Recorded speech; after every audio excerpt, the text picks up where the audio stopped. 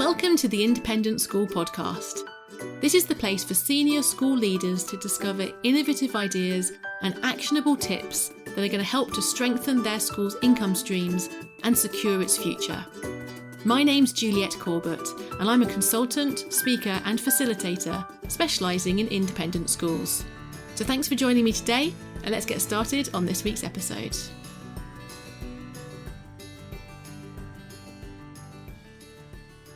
Hello, and welcome to this wrap-up episode for Series 1 of the Independent School Podcast. So in this episode, I'm going to be wrapping up some of the themes that we've been talking about through this series, and I'm going to be picking out, in particular, reasons that we should be optimistic. So I'm recording this in September 2020. We're still pretty much in the depths of the pandemic, the COVID-19 pandemic. But I think there are reasons that we can be optimistic about income streams for independent schools going forwards. But before we launch into that, I'd like to say thank you to all of the guests who have joined me on this podcast. Thank you for giving up your time and sharing your insights with us. And also to all of you who have listened. I've really enjoyed launching this podcast. I've learned a lot along the way, as I always talk about strategic trial and error. And this is one of the key ways that I've been doing that for my business, and I've really enjoyed this journey. The feedback's been fantastic, and I'm so pleased it's been helping so many of you. So I will be back with Series 2, but in the meantime, I have a couple of ideas up my sleeve for really special episodes between now and then. I'm really excited about those, so do watch this space. So to launch into what we're talking about today, what I'd like to do is wrap up some of the themes that have emerged through this first series. And the real thing that we've been focusing on is diversifying income streams for independent schools. So back in episode 2, I talked about the importance of schools having multiple income streams which they can rely on, and about how that's always been a really good strategy, but that during this COVID-19 era, it has become increasingly important that schools have multiple income streams to fall back on. And we've been touching on a couple of those during this podcast. So we've been talking about recruitment marketing. So I was delighted to be joined by Catherine Massey of Sherburn Girls back in episode 8. And we talked about the ways in which schools can help themselves to stand out from the crowd in their marketing by talking about the ways they're using innovative technology in the classroom. And one of the things that really struck me in my conversation with Catherine was that we have been forced, or schools have been forced, to innovate very quickly with regards to virtual open days. And actually, this has been a blessing in disguise. I think it's really opened up opportunities for schools to integrate virtual open days into the buying journey that they take their parents on as they're talking to parents about sending their children to their school. So for the moment, these might be the only type of open days you're operating. But as we go forward, I think that virtual open days will become a permanent and really useful stage that schools can use in their buying journey that they're helping their parents along. So I think that's one of the reasons to be optimistic. We've been forced into this innovation, but actually it's going to serve us really well going forwards. And as well, I've been really pleased to see, since my conversation with Catherine, we have seen some early signs of buoyancy in the independent school recruitment market, at least here in the UK. We're seeing that some of the associations within the sector, such as IAPS, have been talking about really buoyant numbers, looking at how many parents are considering and then confirming and going ahead with independent school choices going forwards. So there are a lot of reasons to be optimistic with regards to recruitment marketing, despite, yes, this is also a very challenging environment that we're operating in currently. The second type of diversified income stream we talked about was to do with commercial activities. And I was really pleased that Andrew Cook from Repton School agreed to join us on the podcast. Back in episode 4, we talked about the outlook for commercial income, and we looked at the various reasons that we can be optimistic for the future. And a few of those have really stayed with me. For example, the competitors that you might be looking at with regards to the commercial income streams might be other organisations that offer venue hire in your local area for weddings, for conferences, for all sorts of special family events and things like that.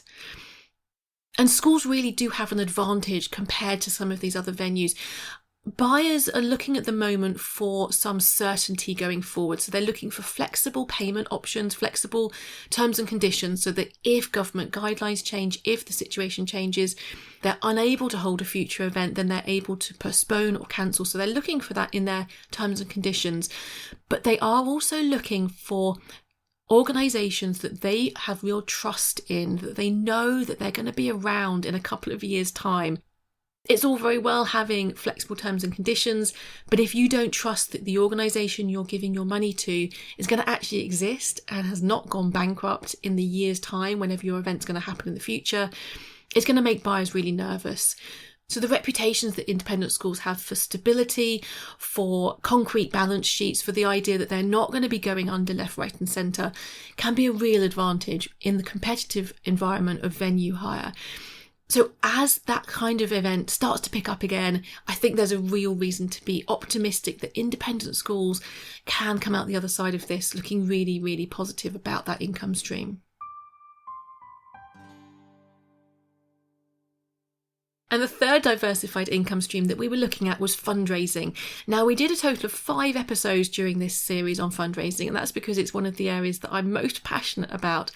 I was delighted to be joined back for episode 1 all those months ago by John Clawton, the author of Transforming Young Lives, Fundraising for Bursaries, and also in episode 6 to be joined by Simon Lurwell of Marlborough College, talking about the lessons from university fundraising which schools can learn. And I think there are a whole host of reasons that we can be optimistic about the future of fundraising income for independent schools. There are many and diverse reasons to be optimistic. The one that I want to talk about today is about how it's really presented an opportunity for schools to get so much closer to their school communities. So understanding the school community from which you fundraise from has always been really, really important. But now you have to talk to that community and have a two-way dialogue with them much more frequently so that you're genuinely understanding what they want to give to either now or in the future, and to build those relationships to be the foundation of future fundraising. So I think the opportunity here is that, yes, we've always known that schools need to do that. Development officers need to develop these opportunities to get close to their school communities. But that this whole pandemic has meant they really do need to talk to them using two-way communication channels and much more frequently before. And that's got to be a good thing going forward. It's a real reason to be optimistic about the future of fundraising for schools. And the same is also true when fundraisers are talking to their internal audiences. So getting the head on board, talking to governors and getting them on board and so on. And this actually has been one of the biggest challenges that the people I've worked with and that I've been talking through this pandemic, one of the biggest challenges they're facing is getting that internal audience on board. It really is worth the effort. I talked about this in a number of different episodes during the series, so do have a look at those previous episodes if you want some advice on getting your internal audience on board. As well as those 3 different diversified income streams, so recruitment, marketing, commercial activities and fundraising, we also touched on 2 really critically important skill sets that you need during this pandemic in order to secure those income streams for your school. The first was resilience, and I was thrilled to be joined by Joe Beckett, who's the joint CEO of IDPE, back in episode 10, talking about resilience for school leaders and fundraisers. And this is an area where I have to admit I have not mastered yet. I tend to overwork, I succumb a little bit to a workaholic tendency. And I have found during this pandemic, with the whole blurring of the lines between work and home, having kids at home and all the time and so on, I have struggled with this. I'm willing to admit that. One of the things that I found incredibly helpful from my conversation with Joe was a real understanding that there is an understood connection, a kind of empirically proven connection between your level of personal resilience and the quality of the strategic thinking or the kind of higher level thinking which is required to kind of lead an organisation through a crisis. I'd always thought of resilience as something I'll think about when I've got time. Rest has, for me, always been something that fills the gaps between everything else I have to do if I get round to it. What I've really learned through my conversation with Joe is that you have to prioritise this. You have to put yourself first. You have to make time to build your resilience back up through a worldwide pandemic such as this. It's critically important. And the reason for that is that the quality of strategic thinking is absolutely vital. And that brings me to the skill set 2, which is all about strategy, understanding strategy and understanding strategic thinking. So in episodes 12 to 16, I took you through my 5-part strategy toolkit, which I've had really great feedback from, which has been fantastic. And this is because I think this is critically important. You really need a strategy to lead an organisation through a crisis. But when the crisis has caused the pace of change to be so much faster, as it has during this pandemic, the strategic plan itself sort of takes a back seat. What's really important is your ability to think strategically, to be agile, to have a senior team who can really think strategically on their feet, because any plan you put in place will have dated within weeks. So it's actually that ability to think strategically which comes to the fore. So those 2 skill sets, resilience and strategic thinking, are critically linked, that you can't separate one from the other. And in order to offer your school the best opportunity going forwards, you have to look after yourself and you have to enable your team to think strategically. So those are the kind of themes that I talked about. Those are the reasons that I think we can be optimistic looking forwards. I'm delighted to have had all of these guests join me on this series, and I've got some really exciting guests lined up. So if you want to catch up on some episodes you've missed that I've talked about here, then the best thing to do is to head to my website at www.consultjuliet.co.uk/podcast. And that will take you through all the different episodes in this series. I'll be excited to be coming back with series 2 soon, but in the meantime, do catch up on those special episodes when they come out. If you want to make sure you don't miss those, then sign up to my email newsletter, and the link for that will be coming up shortly. And thank you so much for listening to this series. It's been a delight to present it. I've been delighted to be joined by so many fantastic guests, and it's been wonderful to hear all the feedback from all of you. So keep that feedback coming. It's really great to hear from you. I look forward to talking to you again soon. Bye then.